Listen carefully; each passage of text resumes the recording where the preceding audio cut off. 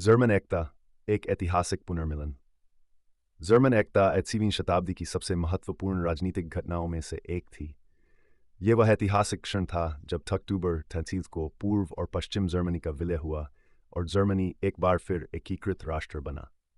इस घटना ने न केवल जर्मनी बल्कि पूरी दुनिया की भू राजनीतिक स्थिति को बदल दिया। द्वितीय विश्व युद्ध के बाद विभाजन। द्वितीय विश्व युद्ध के अंत सोल्टनबर्ग में जर्मनी को 4 विजयी देशों अमेरिका, ब्रिटेन, फ्रांस और सोवियत संघ ने 4 क्षेत्रों में बांट दिया। जल्द ही शीत युद्ध की शुरुआत हुई और 1949 में जर्मनी 2 भागों में विभाजित हो गया।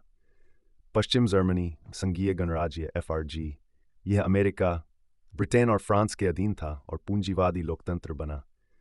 पूर्व जर्मनी जर्मन लोकतांत्रिक गणराज्य GDR, यह सोवियत संघ के अधीन था और समाजवादी शासन व्यवस्था अपनाई गई।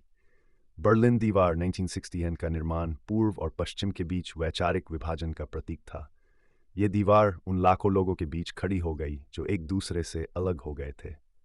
पूर्वी जर्मनी में असंतोष 1980 के दशक के अंत तक सोवियत संघ में मिखाइल गोर्बाचेव के नेतृत्व में ग्लासनोस्ट खुलापन और पेरेस्ट्रोइका पुनर्निर्माण जैसे सुधार लागू हुए। इससे पूर्वी यूरोप में कई देशों में बदलाव की लहर चल पड़ी। पूर्वी जर्मनी की जनता ने भी अपने लिए अधिक स्वतंत्रता की मांग की।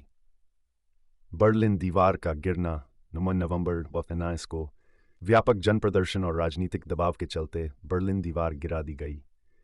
यह क्षण जर्मन एकता की दिशा में पहला बड़ा कदम था। लाखों लोगों ने खुली सीमाओं का स्वागत किया और इस ऐतिहासिक अवसर को मनाया। एकीकरण की प्रक्रिया 3 अक्टूबर 1990 को पूर्वी जर्मनी ने आधिकारिक रूप से पश्चिमी जर्मनी में विलय कर लिया।